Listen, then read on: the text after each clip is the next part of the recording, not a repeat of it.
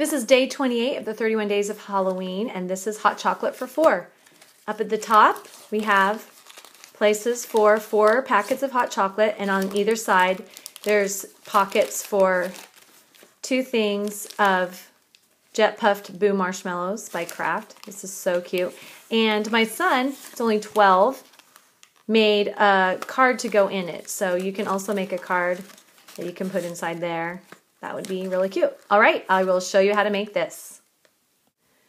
These are the supplies that I use to make this. The first thing are the embellishments, so the stamp sets and the punches and whatever you want to do to embellish it. So you need embellishments. All right, and this is the other stuff you'll need. You'll need 2 Big Shot number 2 boxes. So you'll need 2 of those out of black. And then you'll need 1 piece of black paper that's 8.5 by 11. And I'll show you what to do with that in a moment. Okay, and then for the sides, the embellishments on the sides, you could use designer series paper or just plain white paper that you decorate yourself. And these measure, one of them is 3 3/4 across and one is 3 5/8. And all of them are 1 7/8 high. So all those measurements are listed, and you can use designer series paper, just plain white. You need 2 strips of ribbon for your handles, and these ones are about 8 inches each. Okay? Okay, the first thing we're going to do is make this box that goes in between that holds the hot chocolate. And you'll need a piece of black paper that's 8.5 by 11. And what you're going to do is you're going to score at 3 5/8 on each of the edges. 3 inches, 5/8. So it's going to look like a tic-tac-toe board. And then parallel to the 11, you're going to come in and score right here, 3 1/4. 3 1/4, 3 1/4, 3 1/4. Then you're going to cut out this square, this square, this square, and this square, and you're going to cut little slits in each of the sides like that. And that's what's going to make your box. So it's pretty easy as long as you know what it looks like, and that's what it's going to look like. After you've cut out these 4 squares, then you also cut a little bit in right there and a little bit in right there, and these are the flaps for your box.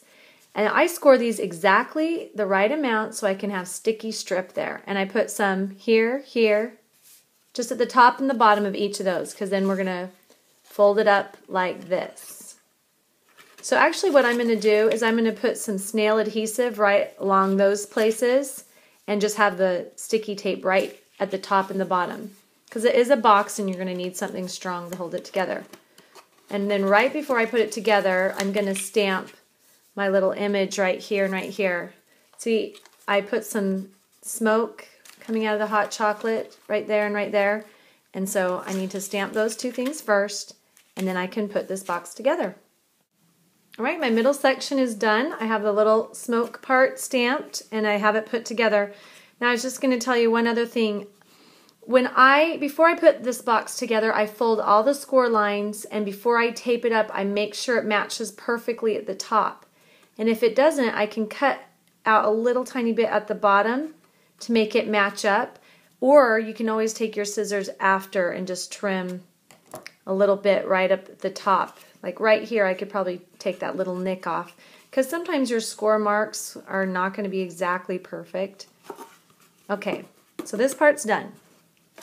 For the next thing, you'll need 1 piece of 12 by 12 black paper. Cut it exactly in half and then run it through the Big Shot with number 2 die, and it'll give you this box that's already made and scored for you. Okay, the first thing you're going to need to do is cut this off and cut this off. And the next thing you're going to do is fold all the score lines down here, but not this one or that one. You'll need 2 of them, so you'll need to do that for both of them. The beauty about using a box that's all die cut for you is that these interlocking pieces go together perfectly. That's not something you can make. It's tricky. Okay, so these little pieces right here are the middle of the sandwich. These 2 go in. They interlock right there. Then the last one, and this is the tricky one, I don't know if I can do this on the camera, just pokes through like that. And then they all interlock together. And then I'm going to just push it down right there. See? And it fits nicely together. Okay, then the last thing you need to do is just adhere this. Right, not too bad.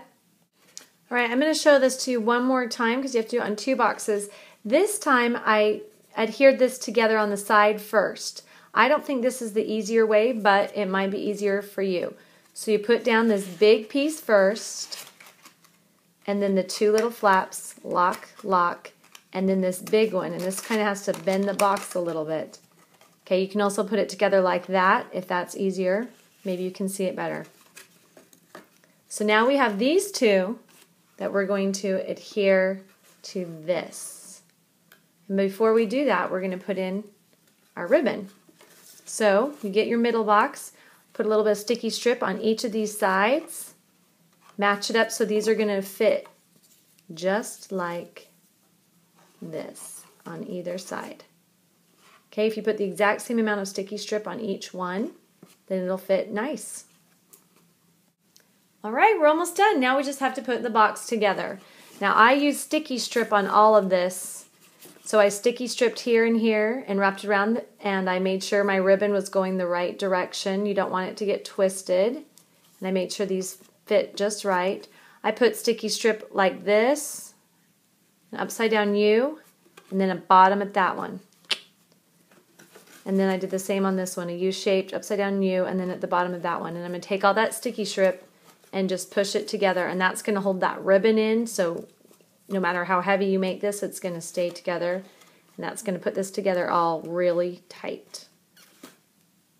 The last thing you need to do is just fill it up and decorate it. Now I gave you measurements for 2 slightly longer pieces. Those ones are going to go on these sides, and then the shorter pieces go on this side. I want to show you real quick some of the things that I did on mine, so if you want some ideas. So I stamped these 2 on the edges, and I used orange and black to match the colors I had in here. And then I did the marshmallows, masked the marshmallows so they were coming out, and then a ghost. And I did the identical same thing on this side. Then I used blue so I could bring in this blue, and I did a little blue bat. So it's really easy and cute. You can do whatever you want. I just want to show you something really cool with the clear stamps. I'm going to show you how I stamped this. And then you can just decorate yours however you want. I also think designer series paper, even just on top of this, would be really cute, or you could use the measurements for the white cardstock and use that instead. So many great things you could do. All right, let me show you how this clear stamp works. This is one of my shorter pieces, and I stamped my saying in pumpkin pie, and now I want to do these 2 little cute things on the sides. So what I can do is I can place them exactly where I want them. I want it right there and right there. And then I take my clear block and I get a little bit wet right there and right there with my spit. Then I can pick them up like that. Okay? Then you can ink it up. So that's what I'm doing. I'm just getting this inked up, and I can place it right where I want it.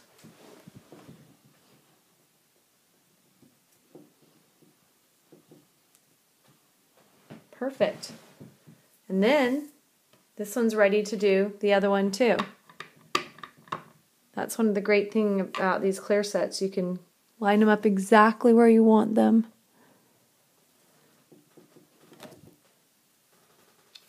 Perfect. After the embellishments, then you're done. And it turns out super cute. I hope you have fun making this, and you can put your own personal touch to it.